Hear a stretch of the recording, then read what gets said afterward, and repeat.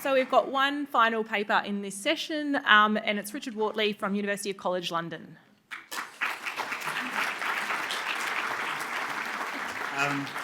And Waikato University as well. Sort of, I have a shared sort of position there. Let me just prepare myself. Right, so first of all I want to acknowledge my co-authors on this, Donald Finlater, Alex Bailey, Zana Suha and Benita Valdez. So it's not just me. Hang on, oops. There we go.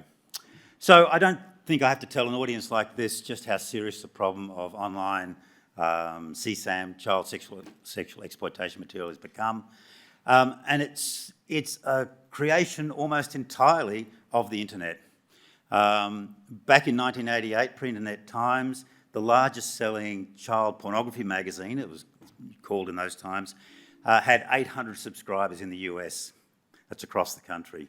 The FBI made a report to Congress in that year saying that child pornography was no longer on their to-do list, that they'd solved the problem simply by stopping the import from mostly Scandinavia.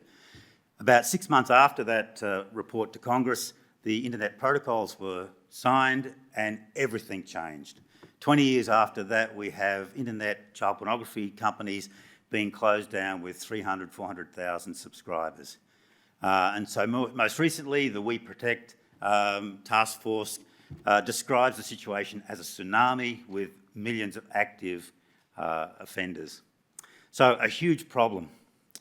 And as researchers, I think what's tended to happen is that we've continued, though, to use our same old research strategies. So the vast majority of research in this area, certainly by psychologists, social scientists, have tried the same old tested methods of trying to work out the psychological and socio-demographic characteristics of offenders. And so the vast majority of research in that area is along those lines. And what I want to argue today is that that kind of research model really isn't fit for purpose. So online offending demands a different strategy than we've used traditionally for contact offending. There's a whole lot of issues around online offending that are unique. First of all, we have massive cross-jurisdictional issues where law enforcement in one jurisdiction is most likely to be dealing with offenders in a different jurisdiction, perhaps a different country. We have a sheer volume of offending now that overwhelms policing resources. And most offenders are never identified, much less caught. A tiny fraction. We're measuring the number of people who are caught and processed by the criminal justice system here in the thousands, and we're measuring the number of offenders in the millions. So to use a well-worn cliche, we simply can't arrest our way out of this problem. We need new strategies, we need new kinds of research. And desperately, I think we need to focus on prevention. And if we do that, then I think it changes our research agenda from who are these offenders and how do they get to be the way they are, to what are they doing and how can we stop them? And that's what I want to talk about today. So the current study involves a survey of 75 male offenders in a community treatment program. The community treatment program is run by the Lucy Faithfull Foundation in the UK. They're an NGO that are involved in advocacy, research and treatment of mostly child sex offenders. Our involvement in this, I have some connections with them, and when they were doing this project, two of my master's students went onto the project and helped construct the survey and the like, and then no one wrote it up at the end, so that task has fallen to me. So 75 answered a survey, a face-to-face survey with the researchers. Oh no, it wasn't face-to-face. Sorry, they face-to-face agreement, and then they emailed the survey out and it was sent back. But all of these people were convicted offenders or known offenders, people who had admitted to offending and were participating or had participated in one of the treatment programs that Lucy Faithfull had offered.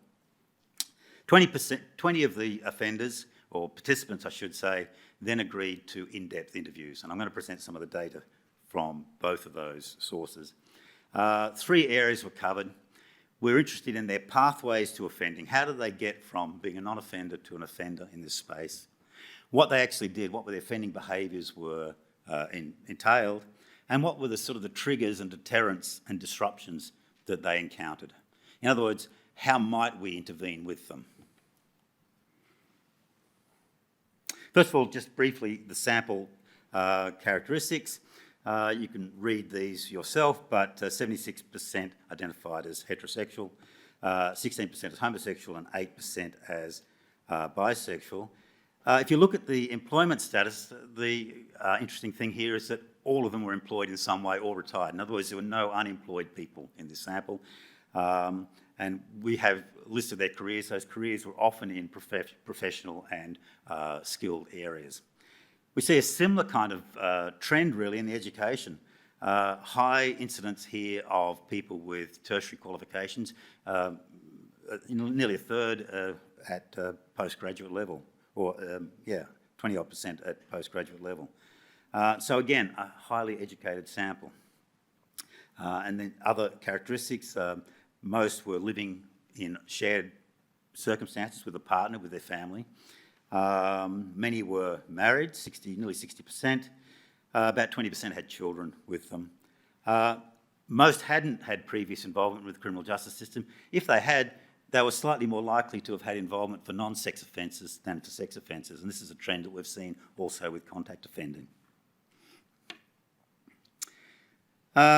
Just looking at their age, the first graph there on the left is of their current age when they undertook the survey, and then the other one is where the age at which they first started using CSAM.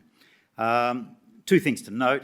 You can see the second one follows kind of a more fairly traditional age curve pattern, with the mean or the median pushed to the right. So slightly later onset here, around the early 30s. And again, this is the same kind of figures that we've found with contact offending.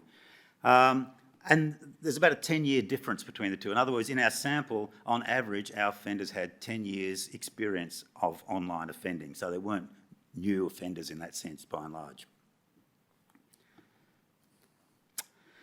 So the first thing we want to know is their progression. How did they get started and how did they progress? We asked them how they first encountered CSAM. And as you can see, what plays a really important role here is legal pornography, be that traditional adult pornography, and also many of them explicitly mentioned barely legal pornography. Most of these participants talked about becoming involved in an accidental or haphazard way. Only a small proportion, what I said, about 8%, said that they actively sought it out from the start. Now, we can talk about that later in terms of how reliable those figures are, but that's what they're saying. They're saying they're looking at adult pornography. Either that's then stimulated an interest, they've started to look at younger and younger images, or in many cases they argued that they actually found CSAM on those sites or pop-ups to CSAM sites. If you look at where they found them, nearly half are finding these on the open web. This is initially, these are the initial encounters, and relatively, also some peer-to-peer file sharing and chat rooms and so forth, but half are finding them just on the open web. Then we asked them how their interest in CSAM developed. Most of them said, over half said it gradually developed over time. I suppose an interesting point here is the second one here, that 29% said that they didn't have or they don't have an interest in or sexual interest in children. It's an interesting figure, and it's one that's a bit hard to explain, I suppose. Again, it's a figure that we find also with contact offenders, that about a third of them will say, or a quarter to a third, will say they don't actually have any sexual interest. How do we explain it? I suspect some of it is that they're kind of arguing to themselves that they're just watching it because out of curiosity, or that it's situational factors. They only watch it occasionally when they feel depressed or whatever, and it doesn't. think what they're having trouble here is admitting that they have a fundamental attraction to children. Keep in mind that all of these offenders, all of these participants, have a freely admitted offending. None of them are denying they're offending. But they're drawing a distinction between looking at the images and being, in their mind, a pedophile, which I think they find hard to admit. We broke down how their changes over time might have involved different sort of aspects. So we looked at the frequency of their viewing, the ages of the children, the level of how graphic the images were, the quantity that they would look at per session, and whether they had collections. So the blue are that it's increased, the orange is that it's decreased, the grey is that it's fluctuated, and the yellow is that there's been no change. So if we look at the frequency of viewing, most have said that it either fluctuated or has increased over time. Very few said it decreased. If we look at the ages of the children, again, most are saying that the ages decreased or fluctuated or stayed the same. So again, very few are saying that the ages increased. The graphic level, a similar kind of thing. It either fluctuated or increased, and the same for quantity per session, and the same for collections. One of the things, when we look at the fluctuation, what we discovered when we looked at the qualitative data is that what they're saying here is that they go through periods of trying to give up. So many of them will start getting engaged in looking at images. It becomes habitual. They'll have some realisation and some level of self-hatred and wanting to stop that. Many of them will then destroy their any collections that they had and go for some period of abstinence and then get back into it. Very much the same as a lot of us would experience if we try to give up alcohol or cigarettes or something like that. They're describing the same kind of thing, and that's the fluctuation there often relates to that trough. Here are some things that the participants said. Again, I won't read them all out, perhaps just a couple there. My coming across the images of children was through adult pornography, where I would click on an image and it would actually take you to the sites, and particularly in the early days that I know, the internet's changed a lot in these terms.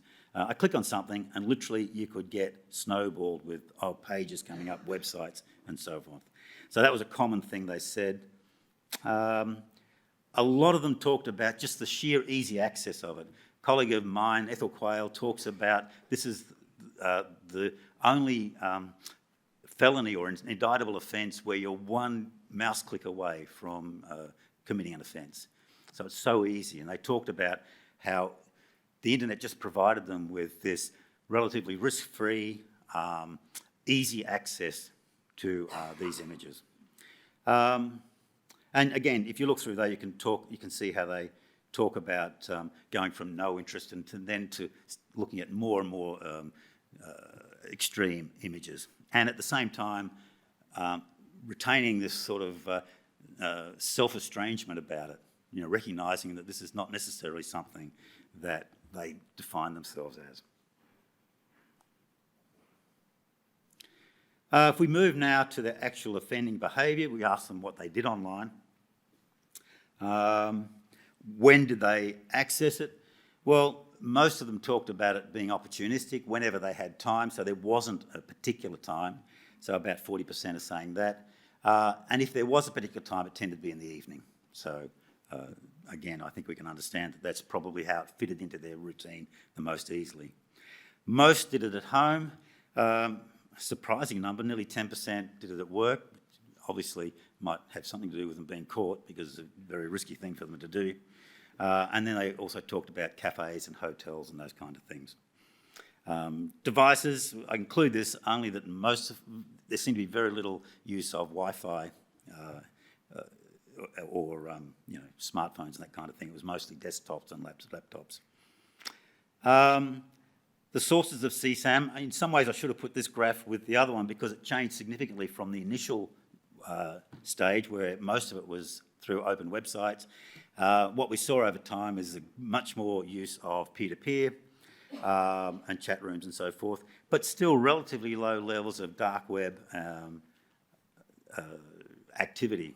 This was always the big fear in recent years, that all of this would shift to the dark web. It doesn't seem to be, according to these data. Still an important part, but not. It hasn't taken over as people feared. We asked them about their search terms, and these are the five most common. They came up with probably 200, so I obviously couldn't put them all here, but they're the main ones that they tend to use. We also asked them about their most common websites that they followed, and again, there were just too many to list, and actually there's very little agreement amongst them. There just seemed to be a whole diverse range of websites that they went through. Did they have contact with other offenders? Well, just over a third did, and 2/3 didn't. And I think the next category is fairly interesting as well, steps to detection. You can see them there, deleting files, deleting internet history and the like. For me, what stands out here is just how terrible these strategies are. And it's hardly a wonder that they're in this sample, really. So encrypting files are 10%. Where they say anonymising identity, what they mean is using another name. They don't necessarily mean, using some kind of anonymising, VPN or something like that. So all very kind of, and these are people, by the way, who've been offending on average for 10 years. And again, this accords very well with previous research in this area. Many of you may well be aware of the work of David Finkelhor, and he's reported similar kinds of things, this lack of real tech savviness amongst many of the offenders. I should say here, I think what we're talking about here with offenders is a continuum from very savvy, very predatory offenders right through to occasional and very low skill offenders. And we perhaps have more on that side in this sample. We asked them about viewing legal and CSAM. You can see close relationships there. On average, the most common period for both was 2 hours a day. Interesting, there was no correlation between the two. So one would more likely compensate for the other rather than one predicted the other. So someone who watched a lot of legal pornography wasn't necessarily, in fact, there was no relationship to them watching more CSAM. But they sort of moved in lockstep across those time bands.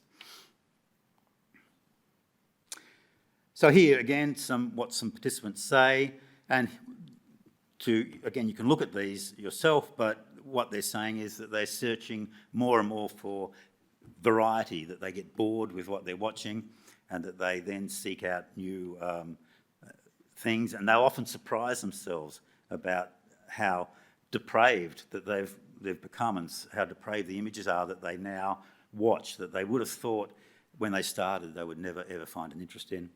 And again, I think these ones also, down the bottom, says, I purged many times and replaced discs and drilled holes in them. So they thought, right, I'm going to really stop.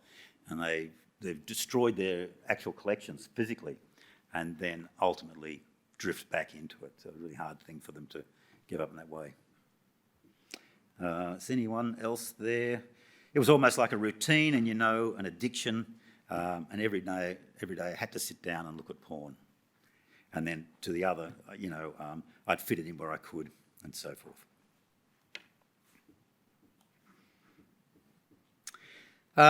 Finally, we looked at triggers and deterrents and disruptions. So what were the triggers? Again, opportunity is a huge one here. Being in the house alone is the main trigger. Viewing adult pornography could act as a prime, though. They might be viewing that, and then it's a short jump then across to CSAM. Feeling lonely, feeling sexually aroused, not having sex for a while, those sorts of things.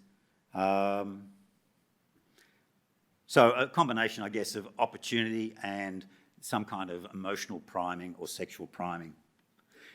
What are the deterrents? Well, feeling guilty and ashamed. So this sort of cyclic thing I mentioned before describes that, where they'd finally be overcome with guilt and shame and destroy their collection and so forth.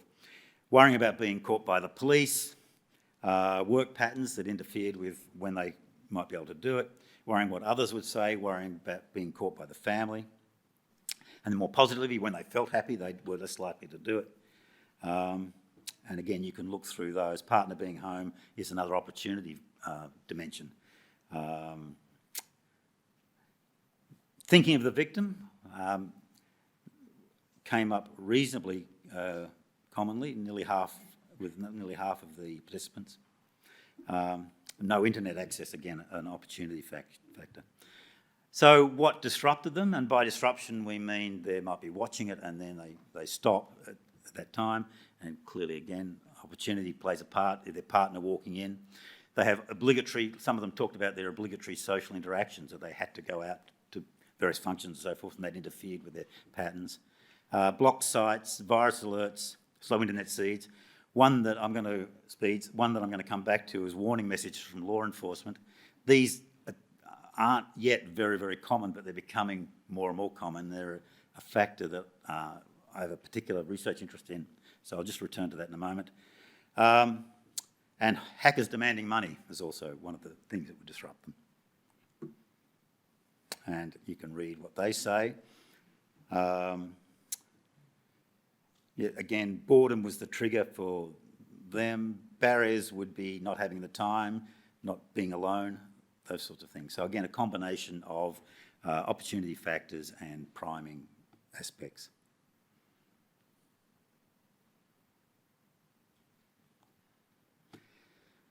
Right, what are the key findings? Well, few distinguishing demographic features. In fact, the sample seemed in many ways a very kind of pro-social sample, didn't it? Sort of high levels of education, tend to be intact families and higher levels of employment. And people have sometimes described the most distinguishing feature of online CSAM offenders is that they have no distinguishing features. And I think it's what these data show, and it's just common to other research in this area, that when they're quite distinct socio-demographic and psychological differences between online offending and contact offending. And the most significant of those is that we find the online offenders can tend to be, 5 minutes, okay? You know, your next door neighbour, your local police officer, your local professor. Most reported stumbling across CSAM, especially via legal pornography, and the ease of actually accessing it and the low risk of it was a key feature for almost all of our participants. CSAM involvement was typically described as progressively becoming more serious, followed by periods of, determined not to do it and that kind of thing, periodic attempts to stop. They became increasing use of peer-to-peer and direct contact with other offenders. So around a third of them made contact, and they would say that that was for two reasons. One is to get information, and the other is for social support. So these themes have been talked about before. Opportunity is a large factor in when they access the material. They generally carry out or have weak security features or strategies, and feelings of guilt and shame are common. So what are the limitations of the study? Well, all the participants have been caught, so you've got to question just whether their use of security strategies is representative of the sample as a whole. Maybe they got caught because they just weren't very good at avoiding detection. All of them were volunteers for treatment, and so they may be particularly susceptible to feelings of guilt and shame. And there's self-report. So as shown by that 29% who said they don't have sexual feelings towards children, you get some sense that they might be answering in some ways to assuage their own guilt or to create a good impression. Having said that, if you read some of the comments, they're actually brutally honest, have a brutal honesty about them. Implication for prevention. Well, I think we need to get in early and try to stop people progressing along that pathway. And my firm conviction is that early on in the offending progression, people should be relatively easy to stop. It becomes harder and harder as they become more and more entrenched. So we ought to be putting a lot more prevention efforts into these early stages of the offending cycle. So this can involve making CSAM increasingly more difficult and risky to access, and we've already strategies in this line, along these lines, takedowns of material, blocking financial transactions and that kind of thing, using sting operations by police. The one that I want to return to, of course, is automatic warning messages. They nominated this without being prompted, and at the last one of these meetings back in 2019, some colleagues and I presented some studies we were doing with honeypots looking at the effectiveness of warning messages. And we were able to show empirically that people can be deterred from progressing to deviant sites if you get a warning message. And of course, one of the things that Lucy Faithfull did do, and why they're interested in this research, is they offer counselling services to people, particularly early on in their offending pathway. Just to return to the warning messages thing, subsequent to the research I was just telling you about our honeypots, we've been engaged by Pornhub to conduct some research onto a warning message they've just started to use. So they've become alive to the fact that people will upload onto their site child abuse images. Pornhub don't do that themselves. The business model there is that they provide a forum for people to then, upload images. And so they have started to use this warning message along with a chatbot, and the chatbot directs people to counselling services. And we're in the middle of a research project now to try to follow up what happens following IP addresses for people who come on to this message, what they do after they receive the message, and how many of them then go through and click on or access the counselling services. So conclusions. The internet's transformed the problem of child sexual abuse material, but a lot of researchers haven't caught up with that, and they're still using the same old kind of strategies that really you've got to question how useful they are. The recidivism rate of people convicted of this is about 2%. 2 minutes to go, okay. 20 seconds each. I really question just how useful it is to get more and more psychological and socio-demographic information on these people. Let's work out what their strategies are and let's try to stop them. So the usual criminal justice paradigm to investigate, arrest and sentence, it just doesn't work anymore. It doesn't apply to this offence. Offenders vary in their level of interest in CSAM and their technical skills. As I said, I'm under no illusions that there are, at one extreme, some extremely dangerous, predatory, dedicated and technically savvy offenders. Under no illusions there, but I think we're talking about a continuum probably approaching a normal curve. Law enforcement has a fantastic and important role here, but they should be concentrating on the most serious offenders. They should be triaging their attempts or their efforts to those offenders. But that leaves a huge tail where we have to apply prevention strategies, and I think that's where our research efforts should go. And finally, I'm utterly convinced now that this sort of work only progresses if social scientists and computer scientists get together on these projects.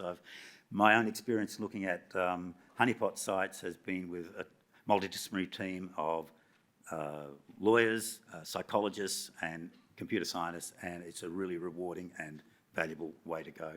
So thank you.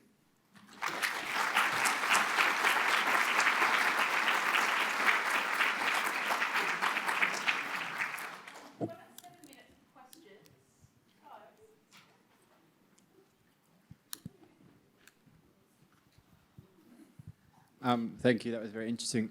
Just in relation to the pop-up, like the Pornhub pop-up you showed, I'm assuming that works on like an algorithm where it recognises it and then pops up. It's not an actual person doing that. So if that technology exists, why can't that be more widely distributed to stop things being posted to start with? Does that make sense? I think so. So what it operates on is search terms. So they have an empirically based list of about 1,000 search terms that they think are suspicious. I think there's value. So, and you, obviously what they want to do is take things down, but they actually leave the message up even when the site doesn't exist. And I think that's a really important feature because the whole thing is to act as a deterrent. And what you want to do is challenge this kind of sense of anonymity that people get when they're on the line. So we've done that before. We've taken the images down and then replaced it with some bland 404 message. This is directly, when the offender is in the very throes of deciding to access the material, what you want to do is come in then and shatter that illusion, say someone is watching you. I don't know whether that answers your question, but that's the answer I wanted to give anyway if someone was going to ask.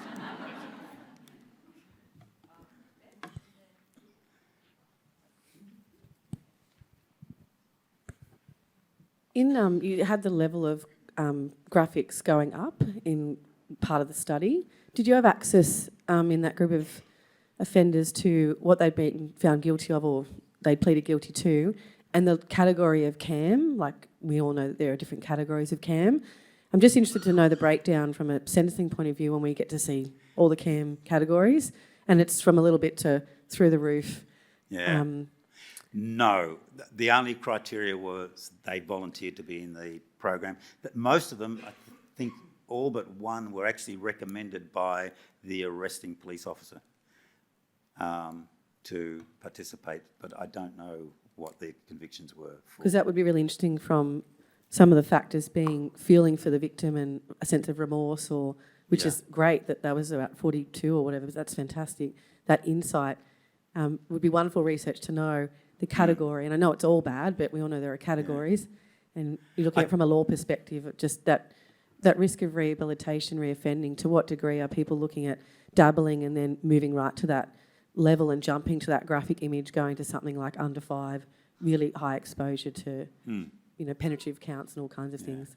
I think there's probably a balance to be made between not asking too many questions about the participants in order to guarantee anonymity and that kind of thing. Right, we've got time for one more question.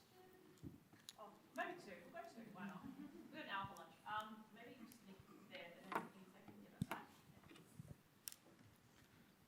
Thank you. You talked about progression from legal pornography and then obviously to the scam.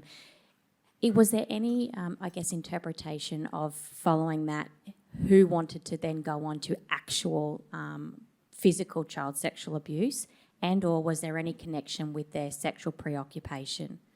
That came out in the qualitative stuff, and by and large, most of them found the idea of contact offending quite abhorrent. And that also links in with a lot of other research that shows, there's academic debate about the amount of overlap. My personal view is the amount of overlap is not that one causes the other, but that many people engaged in online child sexual abuse are simply recording what they do offline. But the idea that people will watch child pornography and then progress to contact offending, I think, is overblown. For a start, to the extent that we know things about online offenders, they seem quite different in many ways to online offenders. So in our sample, most of the people were saying in the qualitative thing that, they were not interested in offline offending, and found it quite disturbing to even think about it.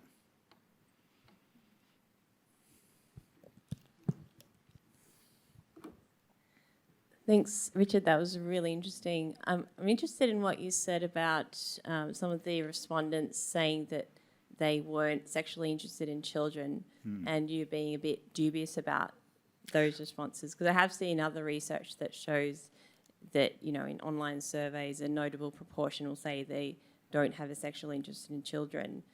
Do you think that that's sort of misrepresented in wanting to downplay their interest? Yeah, I think it might be something to do with semantics in some ways. I just don't think they want to admit that there's something sort of there's a fundamental attraction there, although they're very willing to admit that they did all of that thing. I don't really know the answer, but except that we found exactly the same with contact offenders, about the same proportion as well. And I think it might be to do with some kind of self-preservation, but I don't know. Be worth following. Yeah, it's very complex. Thank Yeah. you.